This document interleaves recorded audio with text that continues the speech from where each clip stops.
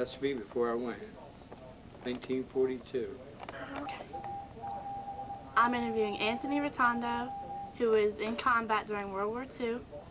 It's right here. And the rest of the boys were Bridgeton? These are all the guys from Bridgeton. There's about 20 of us all together, and the rest of them were dead or didn't show up for the picture. About 15, 20 of us all together all the time. What's that? Okay. How were you involved with World War II? When the war broke out, we were sitting on a corner. We all joined the Marine Corps. Were you in the armed services during? Yes, I was. I was in the Marine Corps. So you enlisted, you weren't drafted. No, I enlisted. What made you want to enlist in the Marines? Just one of them things. Marine crazy, so we all signed up. We all signed up together then. What was your rank? Corporal. Where were you stationed? Where was I stationed? Yeah. When we first went in the Marine Corps, we went to Paris Island, and from Paris Island we went to New Orleans, North Carolina. And from there we went to New Zealand, and from New Zealand we went to Bougainville, Guam, Bougainville, back to New Zealand, or Guadalcanal. And that wasn't a campaign, but we was called as a mop-up detail. We lost 5 men the first night we was in Guadalcanal for a mop-up. And from there we went to the other combats. Bougainville first, then Guam, then Iwo Jima, back to Guadalcanal. So were you involved in any combat during the war? I guess I was. Yes, I was. Where were you during September of 1939, when war was declared in Europe? Right here in the United States. And what were your feelings upon hearing the events in the news? Didn't like it. Didn't like what the Japanese were doing. Where were you on December 7th, 1941, when the United States fleet was attacked by the Japanese at Pearl Harbor? Worked for Pritchard's can house. What were your feelings upon hearing this news? Sad, hard. How did you feel when the United States entered the war? Didn't like it. Nobody else did, but we had to do it. Or the Japanese had been right here.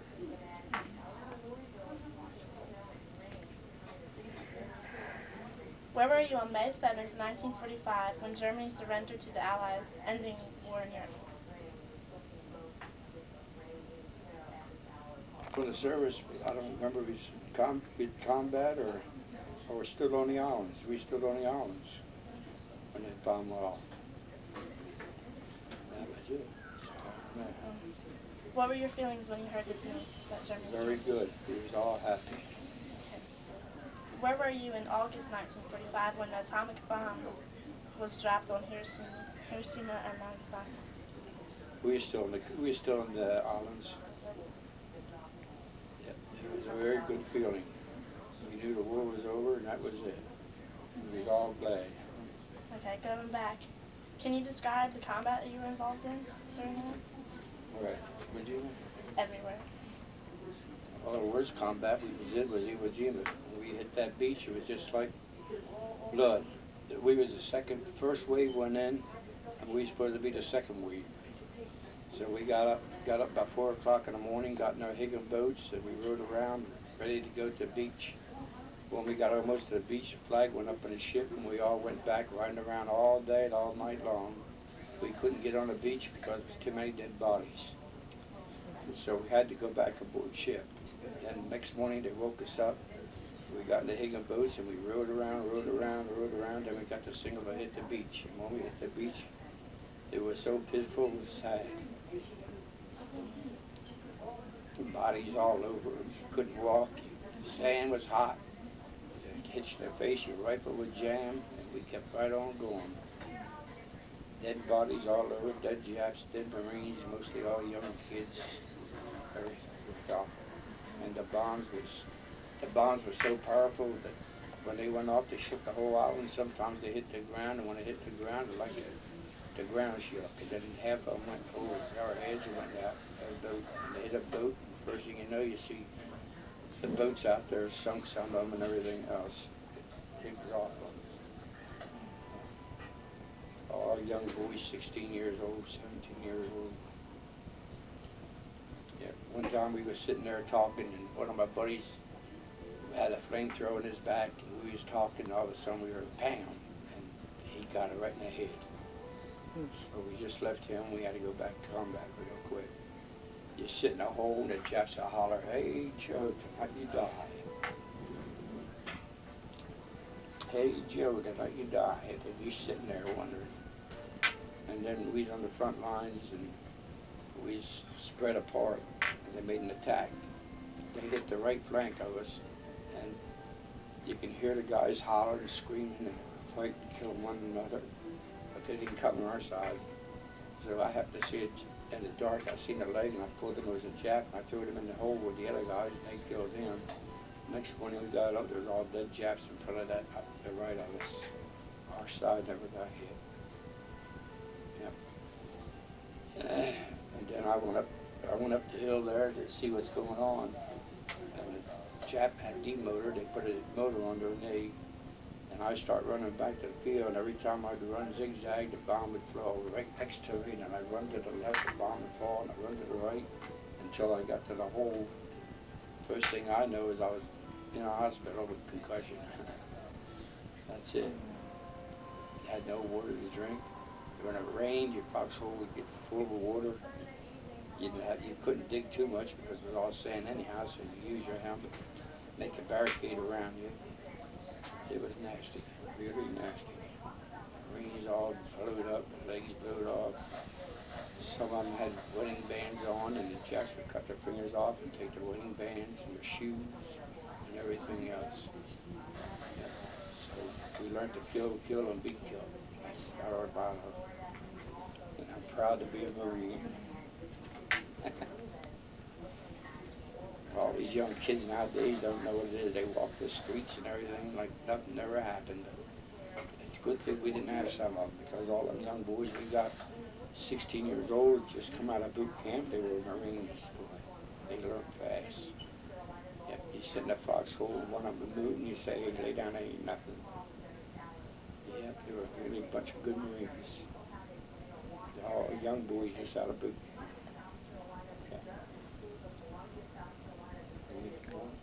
So that was Iwo Jima? That was Iwo Jima, yes, ma'am. And from Iwo Jima, where did you go? Went back to Guam. And you were involved in combat in Guam? Well, Guam, no, this is after Iwo Jima. Guam was before Iwo Jima. He was on Guam. He was Guam. When I was on Guam, we had a tough war too. So we was out of water, and I was going out to get some water. First thing you know, I seen a Jap. He saw me. There's two of them. I fired first, and I killed both of them. So I ran up to them. I looked at them. They had a briefcase on them. I took it off and took it to the intelligence office. And they turned around and said that the very important message is on there. I said, "Shut it off with me." They gave me the citation for killing the Jap with all the important information. And they said I'd done a good job because the maps that Jap had on them was all intelligence officers and saved a lot of lives. Wow. And that was it. So they gave me this. And then on Guam, I wiped out 6 or 7 caves with Japs in them. I went down there and got a machine gun. And the man carried up the hill. The other man named Kazone got the civil medicals. He took the machine gun off. The lieutenant thought he was the one that got the caves. Okay, this says,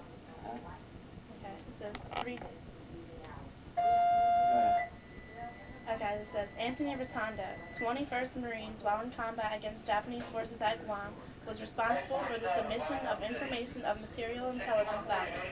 The information submitted afforded the regimental commander a more complete and comprehensive estimate of the enemy situation and enabled the regiment to carry out its assigned mission successfully and with the least cost of life.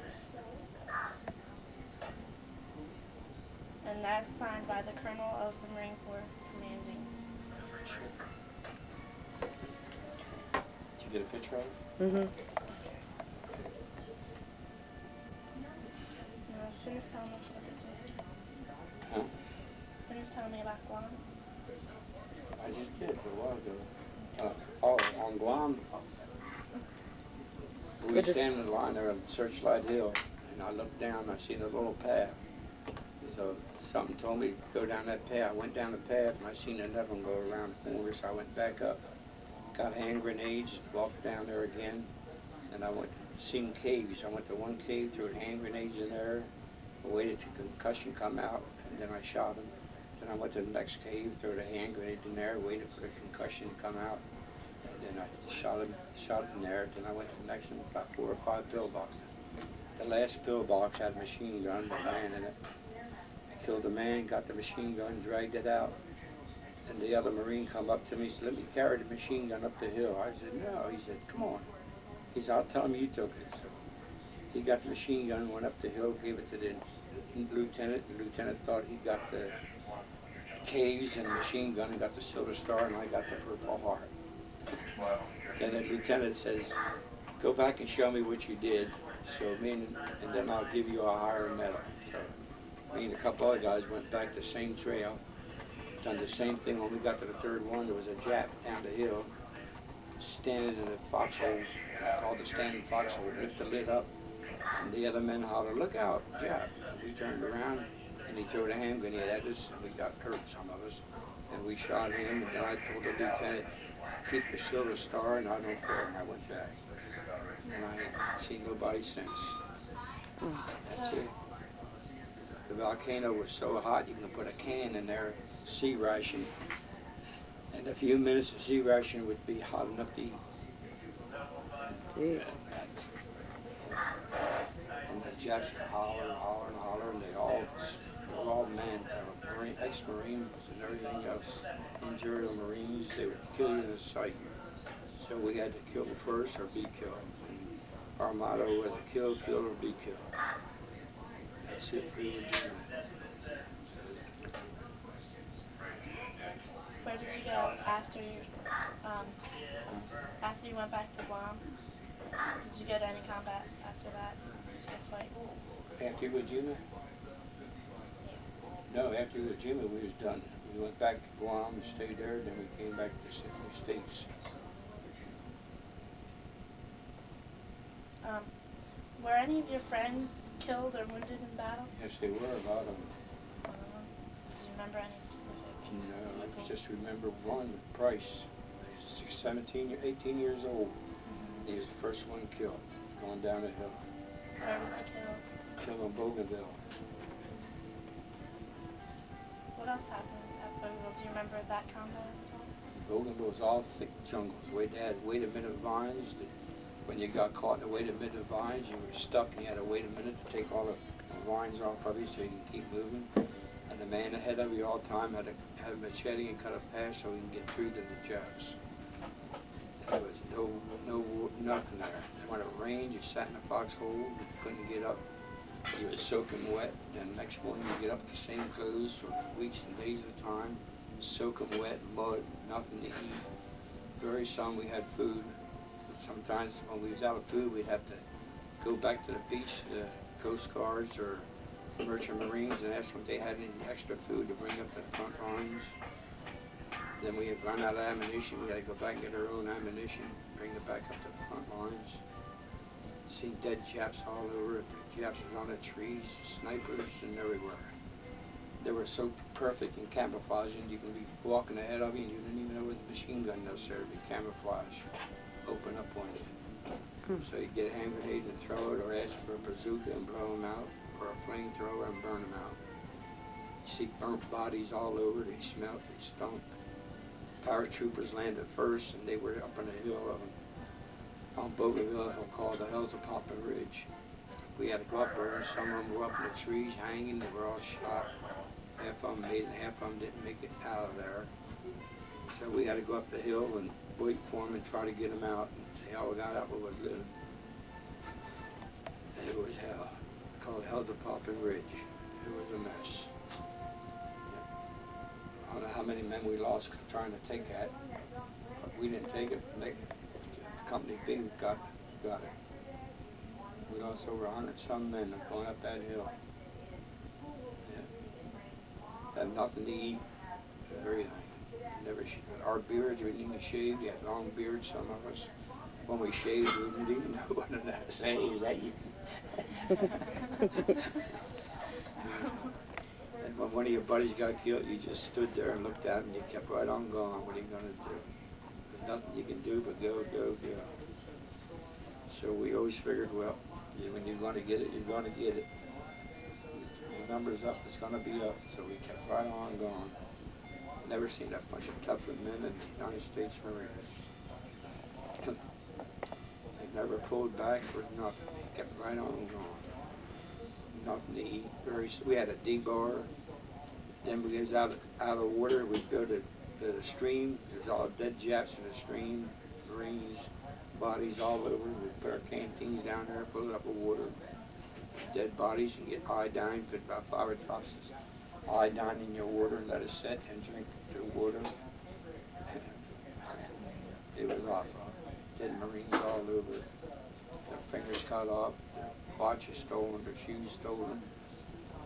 Some of them were married men with kids. Some of them were only 16, 17, 18-year-old boys. They were all great Marines. During the day or night, those bodies, you ain't even thinking about them. Did any of your friends receive any rewards or medals for their activities? Yeah, the one that got the machine gun nest and on Guam, he got the Silver Star and I got the Purple Heart. That's the only one. Our Lieutenant Archibald, got the Silver Star too on Bougainville. 22. Were you wounded at all during battle? I was wounded on Guam and I was wounded on Iwo Jima. What happens when you were wounded on Iwo Jima? Scrapping the wounds and stuff. It wasn't much, but scrapping the wounds and Guam I got concussion. Head concussion, blast, rockets. Did you receive any rewards or medals for activities during the war besides that? No, I got just 2 Purple Hearts. One Purple Heart with a Bronze Star and the other was a plain Purple Heart. 2 of them. One for Euro, one for Guam. Well, we got that way.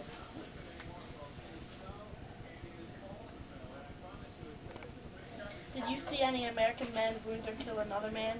Japanese? Well, yes, sir, we all did, with bayonets and everything, judo, box. Any way you can kill them, you kill them, because our motto was to kill, kill, or be killed. That's what we was trained. And the Japs was trained the same way. He killed all Marines like they were snakes in the garden. Huh? So, Isn't it true that whatever each side saw done to their men, they'd do? same together. Yeah. But the Japs was worse. We did the same to them, they did to us.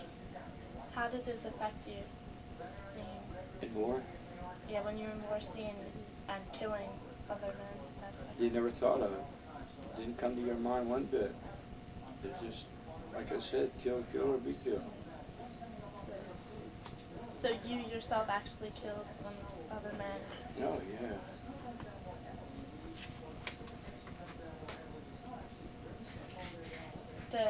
The nationality of the men that you killed were mostly Japanese. How did you feel about the Japanese? I didn't feel at all about them. I hated their guts Right. because they were rotten, mean, and nasty. The Imperial Marines were one of the toughest ones there was. They would sneak up on you at night. You don't even know they're there. They had vines. They had vines from one tree on Bougainville that they went right. They followed the vine at night down right where our beaches were. Our holes and throw hand grenades all night long at us. And we couldn't see them, and they couldn't see us. They still threw hand grenades. Some of them would fall about 2 feet away from your hole. And you stayed there and just wonder what's going to happen next. Then we used to sit up at nights watching the airplanes bomb and stuff like that. You didn't have time. We didn't have no phones, no calls, no nothing. Every time we wrote a letter, they'd censor our letter for us. If you had words in there about war or something, they'd get a knife and cut the words out. And when your parents got your letter back home, it looked like a jigsaw puzzle. Talking about Uncle Jimmy. Huh? Your letters to Uncle Jimmy. Yeah.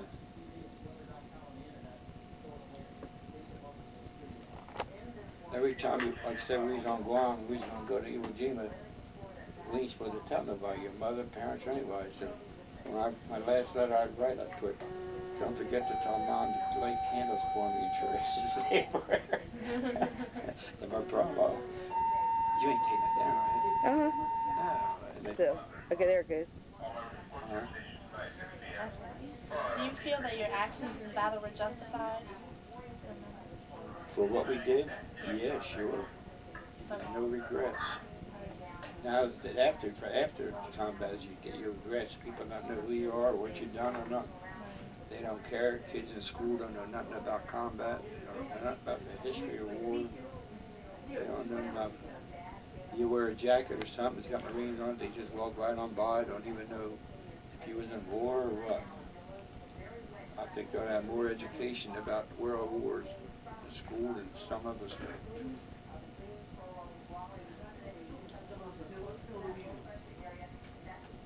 Can you describe your most memorable moment of the third combat? Yeah, when we got a good meal. And we were some got a good meal. What was the food like most of the time? Most of the times we ate baby farina or sea rations, but we had. Every time that we get chow, they'd say, well, the chow truck got hit with a landmine, so you got to eat what you got, right? Baby farina or something.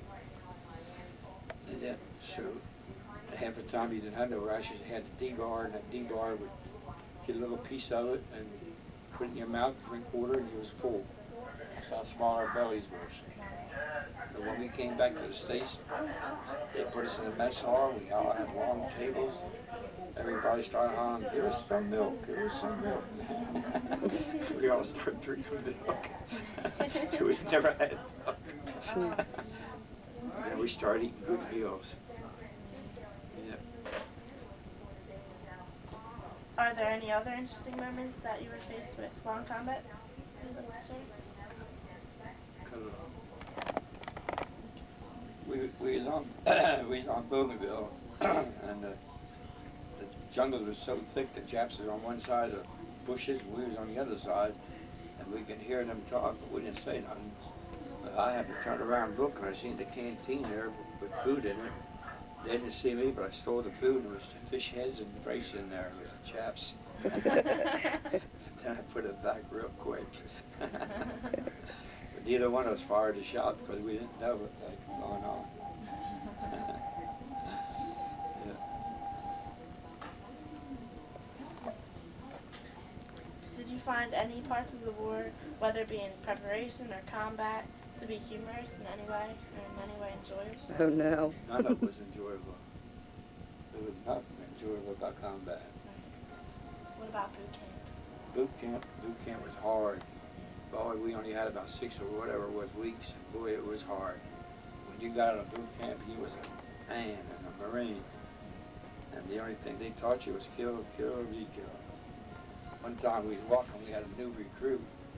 We had a bunch of them. This one guy says, they used to call me Nip. They say, Nip, find me a Chaps Imperial Marine. That's a emblem on their hat. So I said, what do you want? He said, okay. I walked around the Jap bodies, and I kept looking. I pulled the helmet, had a half a skull in there, they're all maggots. I said, here's one. I threw it at him. He looked at it, threw it up hard. Never seen nothing like it. He started cussing. Oh,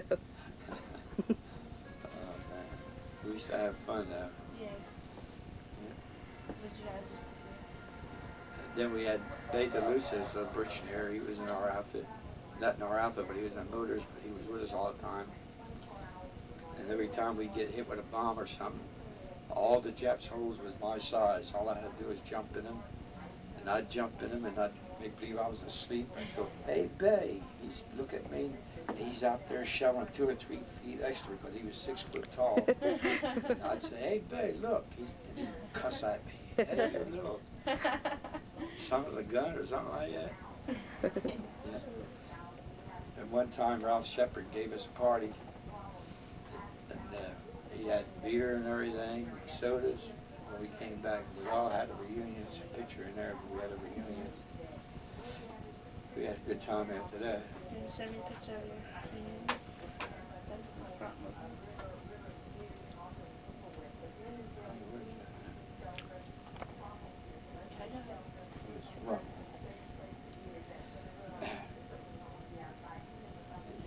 Them jets would jump in, kill you, cut your throat, everything. It was rough, really rough and tough. But you sat there and you just stood there, sat in a foxhole, never thought about nothing. I mean, you thought about home once in a while, but didn't do you no good. So all you do is just sit, keep your eyes open. At night when you went to sleep, you didn't sleep. You couldn't, no bathroom. Whatever you had to do in a foxhole. You couldn't get up, didn't have no paper towels or nothing. You had to use banana leaves or something. And then you get another young recruit in there with you in the foxhole. Says, it's your turn to watch. He'd start doing this, moving and say, hey boy, you still get down there. And you never slept anyhow in the foxhole. Yep, so it was nasty, really nasty. You had to sit on dead bodies. One time I sat on a dead body and 4 or 5 of us sitting there, and all of a sudden when I sat there, blood come out. So this guy was eating Procopio, and I seen the blood. I said, Dan, I said, Yankee dude, no, Pop goes a weasel. Oh. Monkey and the weasel, monkey and the weasel, monkey and the weasel. Pop, that blood would shoot up and throw it up to the sea rush. I got up and walked away. I didn't know I was sitting on him. I thought he was gone. It's funny now, but so whatever you did, didn't even think about dying. You just kept right on going. But when the number was up, it was up. Then they always says when a Marine dies, he goes to St. Peter in heaven and say, another Marine reports, sir, I'll serve my time in hell. Were there any people in the war that you associated with, you became really close to? There's a lot of them. You know? There's a lot of them. We all got associated with one another. We were all brothers. But I can't remember their names now. It's been 50-some years ago. But I got pictures of them. But we all treated one another together. We didn't have no alcohol. We didn't have no dope or nothing. It was just us, period. Nowadays they got dope, drugs, and everything. Every time they give us beer, about once in a while, I'd get my 2 cans of beer and I'd trade them in for sodas, hot Coca-Cola bottles. And then when we was marching, they'd say, hey, give me a bottle of soda. No, you drank my beer. And I'd get a cold bottle, hot bottle of soda and drink it, throw the bottle away, and them guys didn't have nothing to drink. But I never drank beer and I never smoked. Yeah. Do you still know anyone now that was in World War II? Yeah, there's 3 or 4 of us I keep in touch with. Yeah. But one of them just died 2 weeks ago from Pennsylvania. His wife called me up and said he died. So my 2 lieutenants is awake. Another guy lives in Gloucester. He's still alive. He's going to Philly, but can't get. I got in touch with him, but we don't see one another. That's about all of us. I don't think there's too many of us left. Those all them boys in the pictures, they're all dead, all except 4 of us. It was nasty. You can see them bombs flying all over, Japs all over, in the holes. They had holes covered up so perfect that you could step on sand, there'd be a Jap in it. That's how good they were. The only way you can tell a foxhole is when they put leaves around there and they weren't too nasty. I mean, they weren't too good. Doing anything wrong, but once in a while they turn a branch around, the green side would show instead of the light side would show instead of the green. And you know right well it didn't grow that way, so you ask for a bazooka or something and blow them out. Because the leaves on the trees was vice versa on the hill, on a thing there. Can you describe your authority figures throughout boot camp and battle? Here.